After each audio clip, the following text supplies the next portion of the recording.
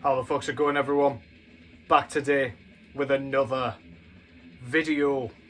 Very sunburned over here. As you probably saw on my community post, I have been away for a short while in Mallorca. So yeah, if you see me like writhing around, if you see the skin flaking away from my face, don't be alarmed, it isn't leprosy. I just forgot to apply sun cream on the first day and I have been suffering ever since. Hope yous are doing well. I thought I would just come back with a couple of new acquisitions that I picked up, one of which I actually got in Mallorca when I bumped into a record shop in Palma, and one was from just before I left. I got that in a Newcastle record store, and then the other couple of records I'm just going to show that I have been listening to quite recently, pretty much non-stop, just been really enjoying returning to them.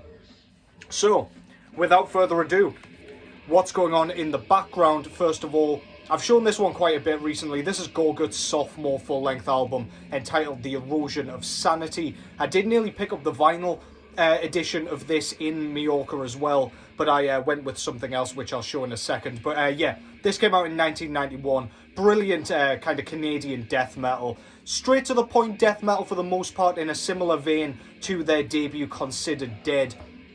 But there's a bit more kind of trickiness, a bit more technicality going on this one. Bass works very twiddly and very prominent on this thing as well. It's just a little more experimental as they kind of transitioned into that more experimental style that they went with from like Obscura onwards, etc., which I'm not quite as familiar with nor fond of. So yeah, Gorguts, The Erosion of Sanity. Go get some in the background and let's get into this thing. So first up, I have gone with the record that I picked up in Beatdown Records in Newcastle. That is my local haunt. They've got a great metal selection in general.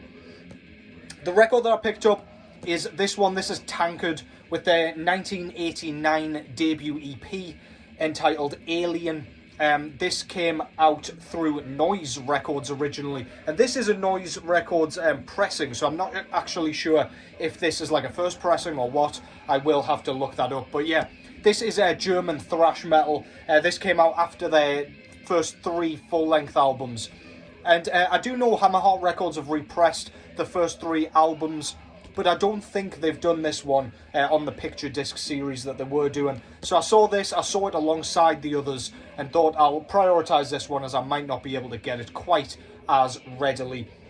This is really fun kind of party thrash, beer bottle smashing, puking in the kitchen sink kind of metal, kind of beer chugging, etc. All that good stuff. Really funny lyrics. It's got a bit of a like extraterrestrial feel to some of the lyrics. I don't really know what's going on. It's just daftness, zaniness, an all-round good time. Impossible not to bang your head. Great drumming, fantastic kind of punchy vocal delivery. It's kind of a yell slash scream, very akin to Tankard's work across the board, to be honest. And yeah, great riff writing. There is I think it's a re-recording of Empty Tankard as the final track on this as well, and that's just a great track. But yeah, really well produced, really easy to digest, and very punchy, invigorating, enjoyable thrash metal all around. Front cover there shows their brilliant logo, very recognisable. This is a band that I've not introduced to my collection as yet, until this one, so I'm excited to start off the Tankard voyage, if you will. But yeah, it's got an ugly ass alien drinking beer with bottles spilling out the fridge and stuff. He seems to have blasted out of Earth on a fridge, of course. Yeah, very well known for their aerodynamics. Back cover, we've got the band photo there. This is an EP, as I said, so there's only 5 tracks on this thing. But yeah, really worth your time. Some recording information there, and indeed a little bit more about kind of who released it, etc. There are addresses and things like that. I don't know.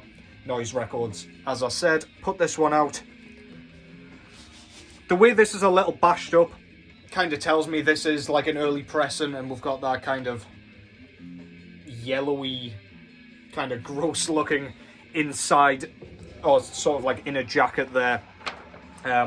We've got a sheet with kind of ordering information for t-shirts. I assume this is how you used to get your merch. This well preceded me, as I was born in 1996. But yeah, you can kind of cut this out and send away your size, etc. All the lyrics on this record quiver here with some tour dates on the other side, which is pretty fucking cool. We do have the first 3 releases down the bottom here as well, with kind of which formats you can grab it on. I do like how the logo is printed on here. Just plain black vinyl there. Very cool. Kind of traditional inner labels there. Absolutely fantastic stuff. Yeah, I've been listening to this one an awful lot, and when I saw it in Beatdown Records, I just had to pick this one up. Absolutely fantastic. Old-fashioned, thrashing good time from Tankard with Alien. Next up is the record that I purchased in Mallorca. It got a little dinged up on the plane home because I had to kind of be savvy about where I put it, so I didn't have to pay shitloads for extra luggage. But yeah, stumbled across this record shop. It was about 10 steps away from where we were. We googled where, like, if there were any record shops about. Purple Haze Records came up in Mallorca, and they had a fantastic metal collection, or metal selection I should say, and I picked this one up. So I was thinking about Domain of Death, but I saw this one. I haven't seen this one in any UK record shops lately, so I figured I'll grab this one while I'm there. This is Mortician with their 1995 debut EP entitled House by the Cemetery. So yeah, this came out through Relapse Records. Mortician, of course, a kind of brutal death grind sort of band. This recording, however, compared to all of their other work, this preceded their debut album. This is absolutely thunderous, low, like just so crater deep, cavernous, and just so low tuned. It's absurd. It's difficult to kind of come up with words to describe what the kind of guitar tone and the bass tone sound like on this thing. It creates such a dense fuzz that just swallows you up into like a sea and mist of claustrophobia. It is so crushingly heavy, and it is impossible not to enjoy it if you do like that style. I always say Mortician and Electric Wizard have 2 of the most crushing guitar sounds in all of metal, and all of music for that matter. And yeah, this is a perfect example of that. We've got those kind of horror sound clips going on before each of the tracks on this one. The drumming is that drum machine. I think this was the first time they used the drum machine after the demo where they had a proper drummer. And yeah, it is wacky, but a lot of this EP is quite mid-paced. But yeah, that doesn't take away from how heavy this thing is. It's so brooding, and as soon as you put it on your record player, you wonder if your speakers are even going to be able to hold it. It is that heavy. It seems like they're going to explode right before your very eyes as you are nodding along to the crushing brutality. Will Rama's vocals are so deep on this thing, very bellowed and gross and gurgly and just absurdly deep. Again, evades kind of all comprehension how heavy this thing sounds. It is so good. Impossible not to nod your head. Some great tracks on here. Driller Killer, House by the Cemetery itself, World Domination. Brilliant stuff. It's only a 5-track EP, and then we get some more tracks on the other side, which I'm not actually sure what I don't know what it is. I don't know what recording it's from. But yeah, really good stuff, man. If you like Mortician, go and pick this one up. I am very slowly making my way through their discography so far. But yeah, really pleased to have introduced this one to the collection. Front cover there shows a kind of almost Norman Bates style house on the top of the hill here, with the cemetery in the foreground there. A head skewered on a spike with the eyeballs kind of pulled from within its sockets. The kind of optic nerve and everything still attached. That's so fucking cool, man. Yeah, some more skulls and dead bodies and things. Some more heads mounted on spikes on there as well. Really cool. Absolutely love that cover. On the back, you see the bit corner ding here. I do apologise. I don't mind too much. Just a cool kind of, I don't know, cool relic, I suppose, to bring back from a fantastic holiday. But yeah, there's the track listing there and the logo. And we've got some dude hacking up a dead woman here. She has had a diabolical time of it, by the looks of it. We get an inner sheet here with all the lyrics and everything on here. We've got the two guys out of the band in the cemetery there. And then we've got some recording information down below. And this one, as they all did, I'm not sure they pressed black vinyl with this run.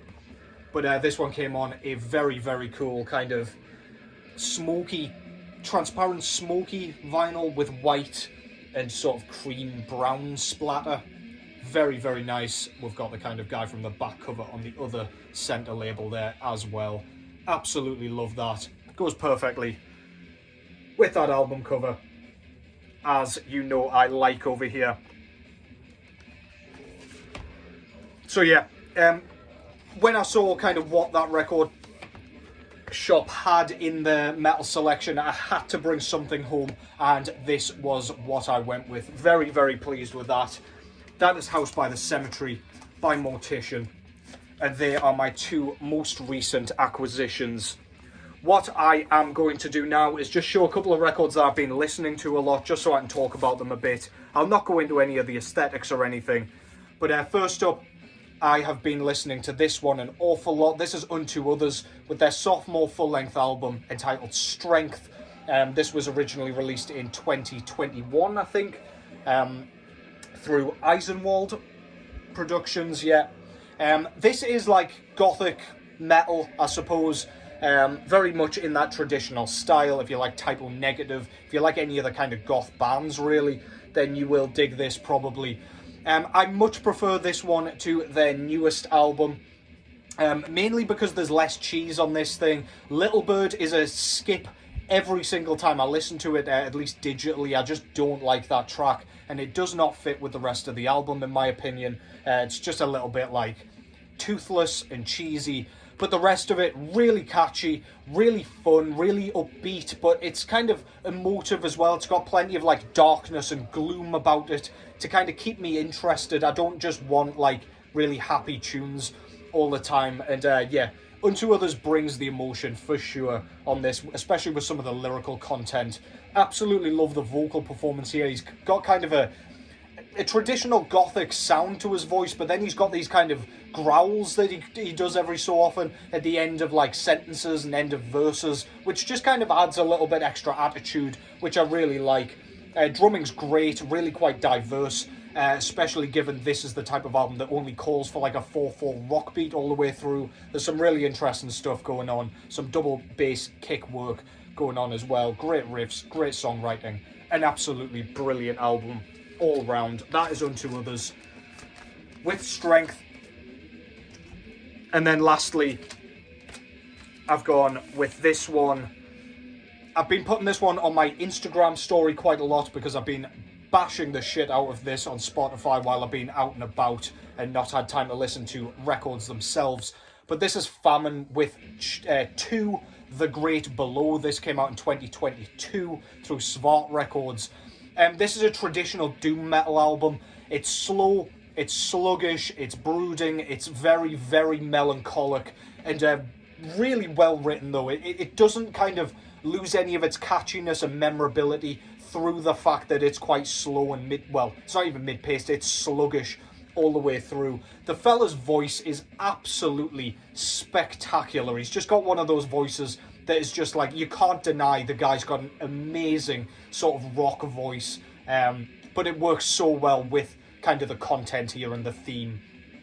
Really well written. The doomy guitar tone is to die for, very fuzzy, very detuned, and it just adds to that overall atmosphere that they're going for here. It's sad, it's lonesome, it's forlorn, and it's very, very, very good. Really, really good stuff, man. I don't know if the track listing isn't actually on this jacket, so I kind of off the top of my head tell you my favourite tracks. My favourite track on this is The I, though, which is THE for the, if you didn't know how to spell the, and I spelled AI. So yeah, go and check that one out if you have not yet heard it. Really good. Flew under the radar a little bit from what I saw. I don't see many people talking about that one. But yeah, I've been giving that an awful lot of attention lately, and you should too. That band is out of the UK, by the way, and 2 others out of the US. And that concludes that. That's all from me for today. I'm going to do a few more in the coming days, so don't you worry. I will be back very shortly, because I'm aware it's been like 2 weeks since my last vid, for good reason, admittedly. But still, I'll get back to the grind, back to reality. My face didn't fully peel off, thankfully, because that would have been terribly gross. But yeah, enjoy the rest of your week. In the meantime, I've got until Monday off work, which is quite nice. So I'm going to relax, listen to some music, and take care as always. And I will catch yous in the next one.